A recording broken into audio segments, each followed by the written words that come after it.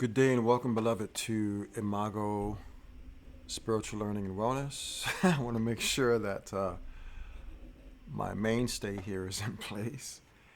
And uh, and by mainstay, I'm really clear on what I'm saying here. Like, I don't have this here just for show, as it turns out. I did it initially while I was having my tea, and I love this mug. It's my favorite mug. I have two of them. And, yeah, it's a mainstay. It's empty. I have no tea in it today. Because of that message, right? Be still and know. Like that's one of my main supports in life, man. So, and it ought to be for you, especially in modern society where things are so busy and there's constant overstimulation. We need to find a sanctuary of silence and stillness, because that's where we come to know. And that leads to the point that I'm looking to share today, and that's about dream journaling. I mentioned it briefly in a previous video, but and this one won't take too long, or if it does, it does. So if anyway, anyway, dream journaling is I've been journaling for myself, dream journaling, that is, for 24 years. I'm going on 25. February 2026 will mark the 25th year that I've been journaling. And I was not even aware of that.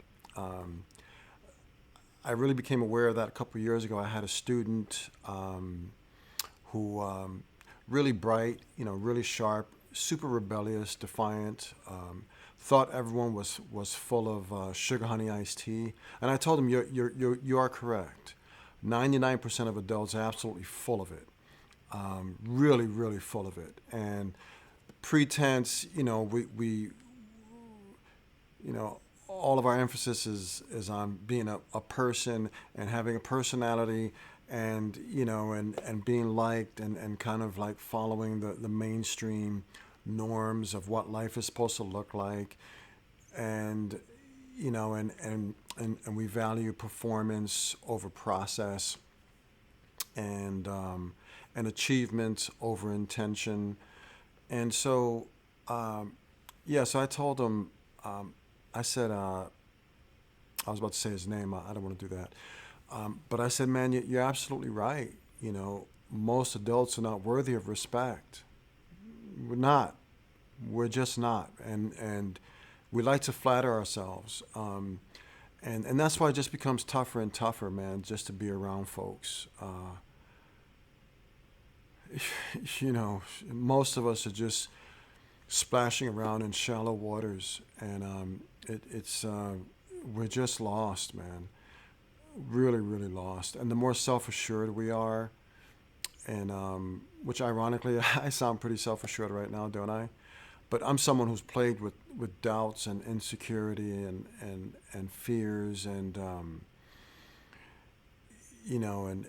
given to habits and tendencies that do not serve me or did not serve me. I have my shadows, like we all do. But I deal with my shadows. I engage my shadows. And one way that I do that is dream journaling.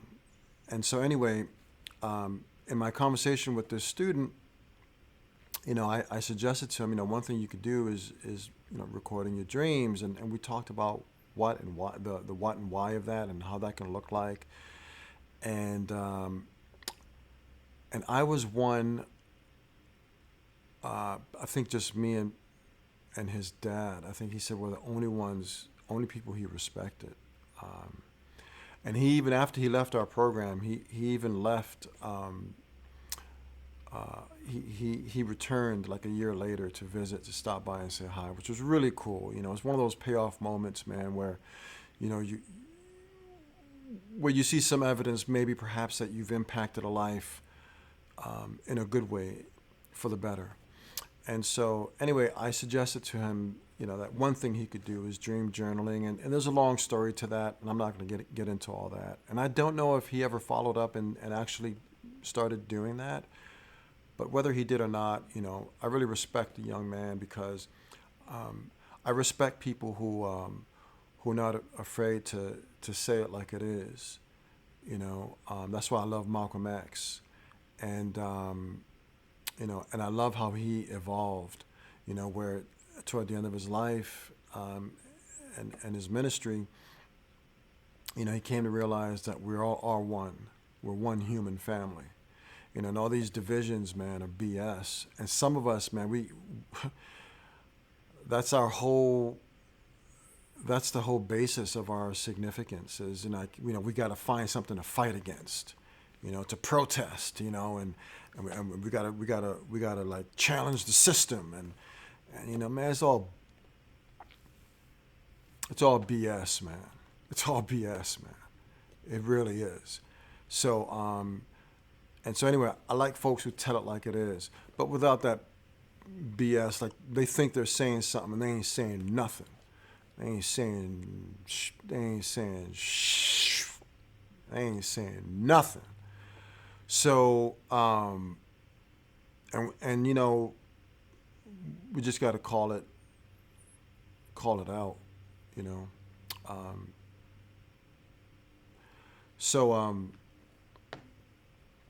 But in a way that, what is the intention? What's the vision behind our calling it out? That really matters. That really matters. If we're just doing it to cut someone down, or to disagree, or to be right and make another wrong, that's off track. It's off target, right? It's off target.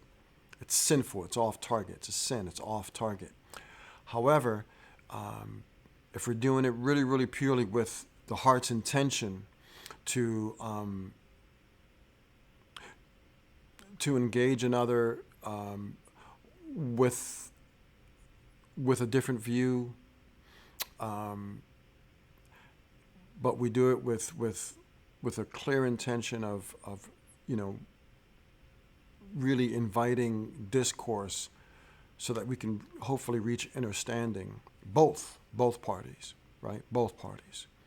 Because at the core of the BS is also something beautiful as well. Just like we can look at a pile of dung, right? And you can either is one of two things. We either see shit, or we either smell shit, or we see fertilizer.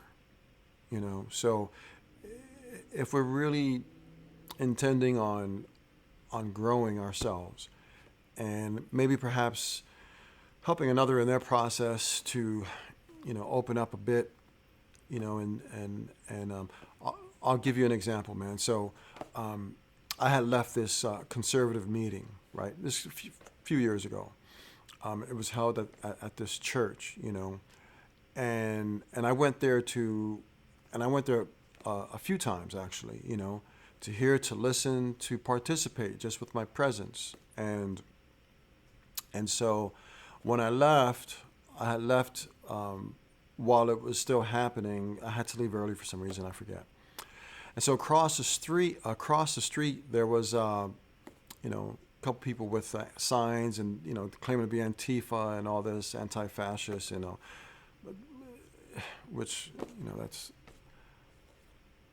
another, anyway.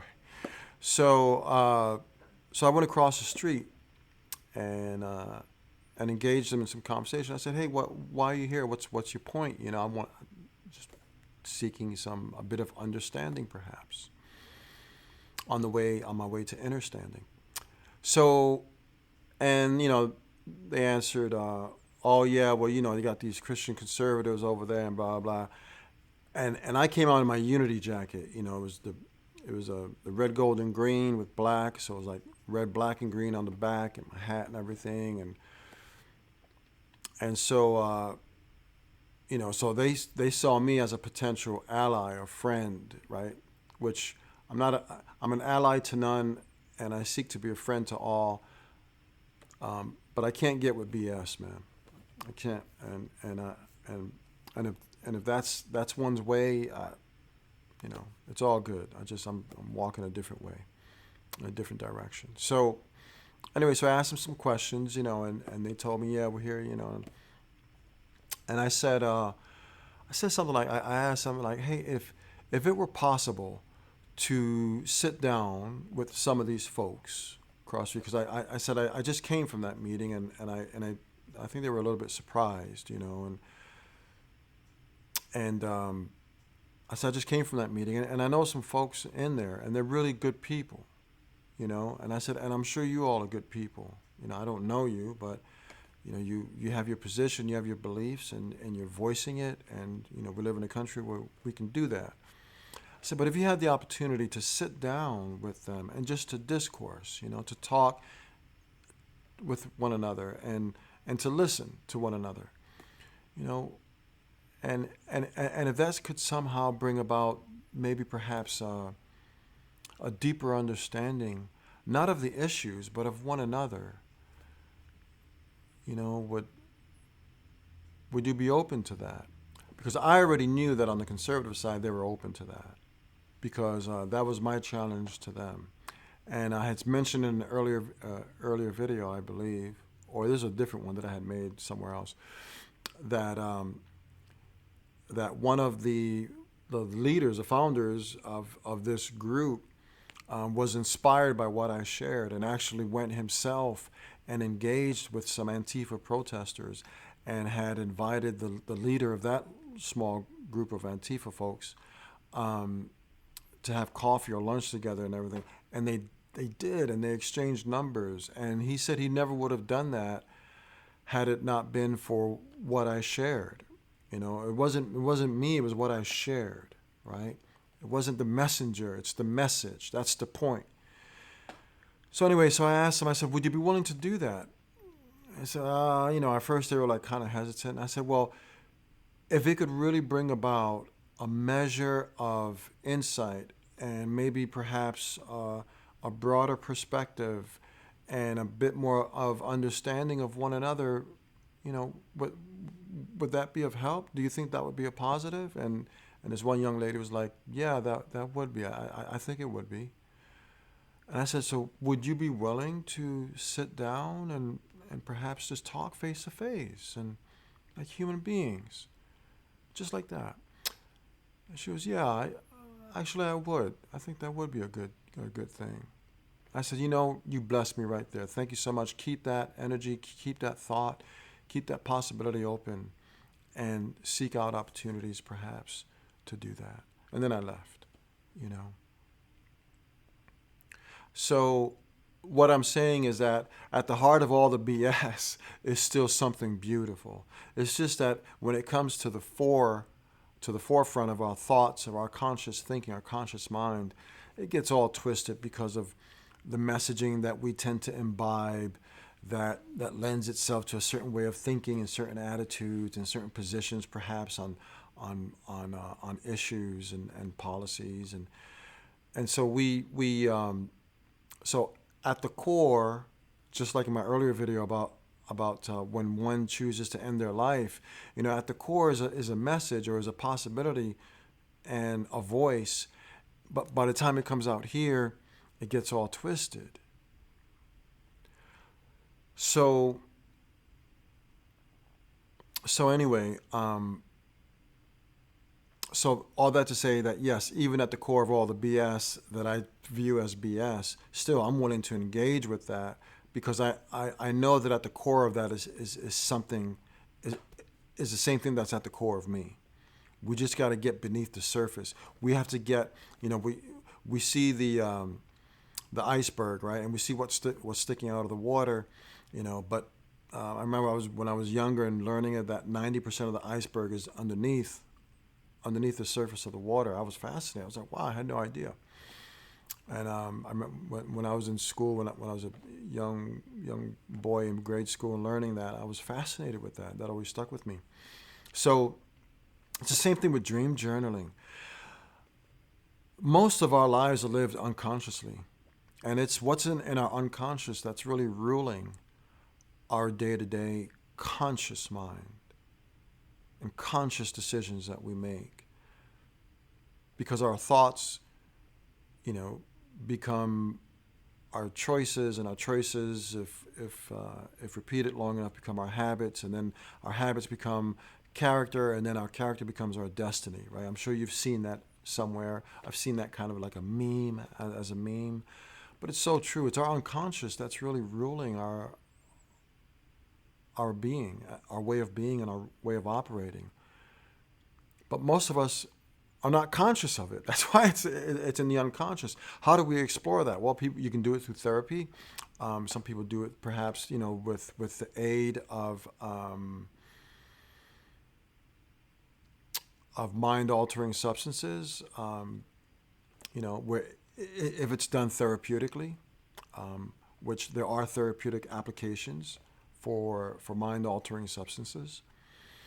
And just like most people use it recreationally, right? So we're just kind of, Anyway, so people go about it in different ways. Well, dream journaling is a great way to go about it. And I have this here because it was the first dream journal that I ever got as a gift when I took this course many years ago in science of mind and metaphysics. And my teacher gave this to me. She had given us all the assignment to start dream journaling, but she bought one for me, and I still have it. And I've, since then this is complete, and I've completed other journals that I've purchased along the way, just continuing my journey. And so, but I didn't realize that I had been doing it for so long until I had that conversation with that student that I mentioned. And when I brought this in to him as an example, and I looked at the date, I was like, wow, February 20th, 2001, that was my first dream journal entry. And the first dream was really super significant. I'm not going to say what it is. But if you're not dream journaling, you're losing out on most of what you are. You're losing out on the possibility of gaining insights and intelligent understanding of what it is that is driving your thoughts and your choices and your life patterns. We are missing out on most of what we are if we're not keeping a journal of our dreams and recording them faithfully. This has far greater value than a daily, conscious journal. Oh, today I did this, I did that, I went here, I went there, and this happened to me, and she said this to me, and I did this to him, and whatever. There's value in that, obviously. This has far greater value. I've done both. This has far greater value, and that's why it's stuck with me. And so, because you get to know yourself, and you get to, and depending upon what else you expose yourself to in terms of information, you can also engage with yourself in new ways, more profound ways than what we normally do. That's if we engage ourselves and reflect at all. Most of us don't. Most of us, we're not living like that. Let's just be real, we're not. Most of us are living life very stupidly. And it doesn't matter how much education. You could have a bachelor's degree, a master's degree, a PhD. It doesn't matter. A high school diploma, you could be a dropout. It doesn't matter. We're living stupidly. And that's just a fact. And that ignorance of ourselves, it is far too costly. The price to pay for ignorance of ourselves and not growing in self-awareness and not growing in consciousness, like Socrates said, the unexamined life is not worth living. And Martin Luther King had repeated that in one of his speeches. The unexamined life is not worth living. If you're not examining your life, if you're not examining the deeper parts of your mind and the unconscious parts, and you're not recording that and engaging with that consciously, inquisitively, with a desire to know, to understand, to overstand, to understand. If we're not doing that, and we're not really giving thought to the occurrences in our lives and how they are outcomes based upon input from our unconscious mind and then our conscious decision-making processes, man, what are we doing? What are we doing? What are we doing? Your life is not worth living. Do you understand? Our lives are not worth living if we're not doing that. The unexamined life is not worth living There ain't no value to it, man. It's anyway, man. Um, I also know that there are some of us who don't remember our dreams. And I'm just going to tell you what it is. You're disconnected from yourself, from your inner self. You're disconnected from your spirit. That's what it is. If you're not remembering your dreams, you need to make adjustments. You need to adjust perhaps what you're eating and the way you're eating and the times that you're eating, the times that you're going to bed. I know that when I go to bed super late, I am less, I am less likely, well, for myself, to remember my dreams. Now, I've gone to bed plenty of times also super late and still had, significant dreams that ended up in my journals. But for the most part, if I'm going to bed late every night, midnight, 1 a.m., 2 a.m., 3 a.m., and I've done that, streaks of that, man, I will go weeks, months not remembering any dreams. And that will so disturb me that I get back to, man, I got to get back to going to bed early. Nowadays, I love going to bed at 8:30 a.m. And I dream richly, and I have series of dreams. And some of my dreams are epic. And, it's just all kinds of experiences, man, inner life experiences that I've had, that you can have, that we can have. And if we're not remembering our dreams, we're cut off. We're disconnected. That's what it is, point blank, and it cannot be sugarcoated. Okay, we are disconnected. Disconnected, and if you're disconnected from your own self, you're disconnected from life, man. We're just going through motions, no matter what we think that how significant it is, the things that we're doing. Doesn't matter what we're thinking on a conscious level. We can take things and interpret things in such a way that they serve us. They serve our ego. And we're just full of doo-doo, man. Doo-doo. But that doo-doo can become fertilizer.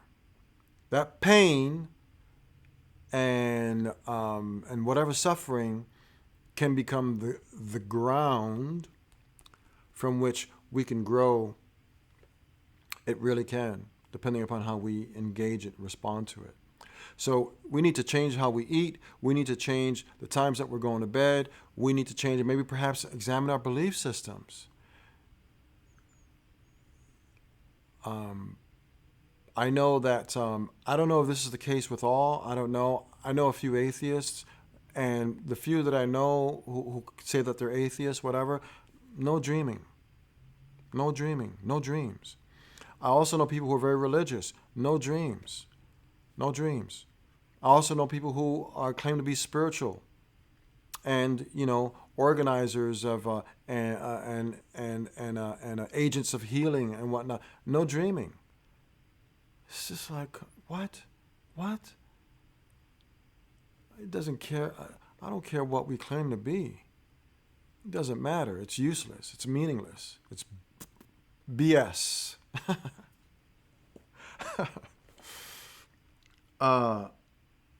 So yeah, we're disconnected, man. And doesn't that make sense? I mean, doesn't that just make sense? There's just a logic to it, to that.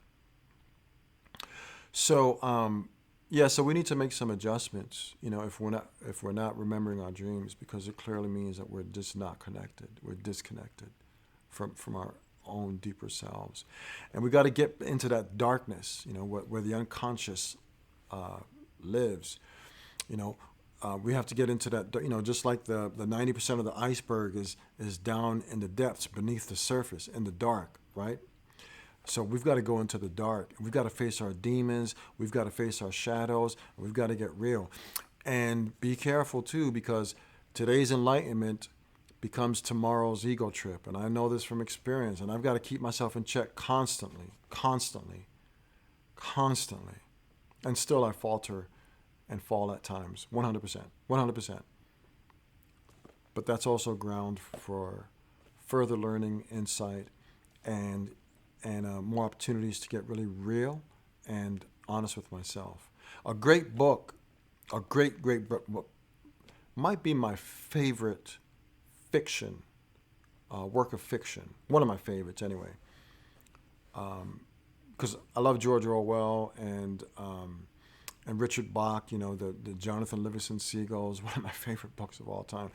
But this one by Oscar Wilde, The Picture of Dorian Gray.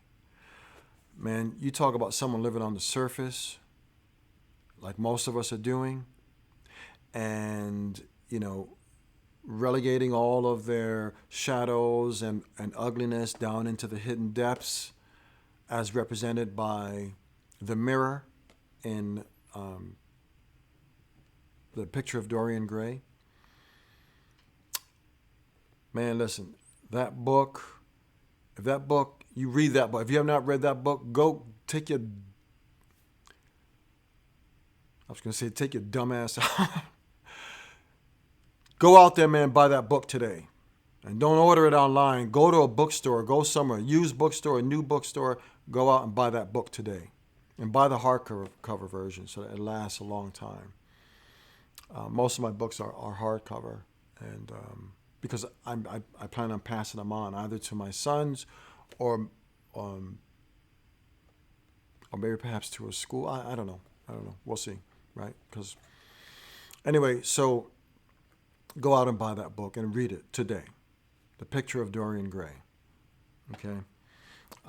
Because that's how most of us are living, right? We just want to look good on the outside, look good to the world, with our mask on, with our personality, with our persona intact, and our egos in control driving the bus. And we're projecting an image that's favorable to us and is favorable to all. But there are some who are perceptive, and they see right through that BS, man. Like my brother Carl Jung, my brother of brothers, or brother, true brother, man, true brother. Just like my mentor Ben Daniel.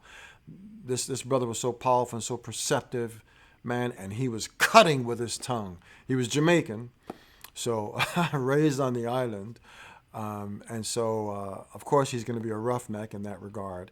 But he was a man of the cloth, and until he was fired from that religious system, and you know, and then with some others started an independent ministry, which I later on had become a part of and participated in. And then I lived with him for a year, as I mentioned in an earlier video. But Ben Daniel is another one. And so the perceptive ones in your life who see right through your BS, and they tell you, man, they tell you what it is and what they are, you know, those are friends. Those are the valuable ones, not the ones who agree with you all the time and kiss your ass and you just sop it up. You just lap it up like a pitiful little dog. So this is serious, folks. Like, we got to get real with ourselves. And we can't get real with ourselves if we're not looking into the dark, man. If we keep everything in the light, glittering and shining, beautiful for the world to see, that's garbage, man. That's trash. Get that trash out, man. Get real with yourself, because you ain't shit. You ain't nothing if you ain't doing this kind of work, man. This kind of work, it's suffering. It is painful. It is horrifying, man, when we really get glimpses of really how we're operating. It really is. But there's no greater work that's available to us. There's no greater work that's available to us. If all we're doing is looking for something in the system, looking at the man and racism and sexism and classism and all these isms and isms and isms to fight against and to protest and to give voice against, you know, and we're going to fight the patriarchy, or we're going to fight, you know, the false religious systems, or we're going to fight this political party, or we're going to fight against the wealthy, you know, or the rich, or we're going to fight against whatever. It's all enmity. And it has its place, just like the suicide cells have their place in the process of destroying the caterpillar in order to, which precedes the release of the imaginal cells, and then they create the butterfly, right? So even all that enmity has its place. And I just had a dream last night. And this is why I'm speaking so strongly about it, is because, and I'll just say, the dream was just basically a warning about, you know, not becoming a suicide cell. you know. So anyway, I just want to leave you with that. As always, be still and know, and I pray that this is a blessing somehow, an insight. And if no one tunes in, even better, because this message, these words, and their energy is out in the ethers anyway. It's impacting life on earth anyway. Everything that we do, say, and think impacts life on earth. That's part of the oneness. So I trust in that, believe in that wholeheartedly with my entire being. So I'm not concerned about numbers and all that. And I'm not concerned if you're here or not. You know, I'm doing this anyway. I'm showing up. So, and I have other ways that I show up as well. It's not the only way. I just thought I'd kind of experiment with this technology. And again, I don't know if I'm going to go on very long with this. How much longer? I don't know. Just because of, you know, to have all this subject to the judgments and whims of others that can easily just shut down your channel and shut down, you know, that doesn't sit right with me. That ain't cool. But it's part of the reality of it, and I'm aware of that. But I'm just noticing how like comments have been like removed, and it's just weird stuff. But anyway, it's all good. It's all good. It's all good. It's all good. It's all good. So get yourself a dream journal and start doing that. Okay, for yourself, and also B complex vitamins, if you're not remembering your dreams, can also help. So nutrition, bedtime, enough rest, getting off the technology, especially before going to bed, you know, all that makes a difference. And so blessings to you and to all that pertains to you. Thank you again for visiting Imago Spiritual Learning and Wellness. And until the next time, stay richly blessed, eternally blessed. And thank you.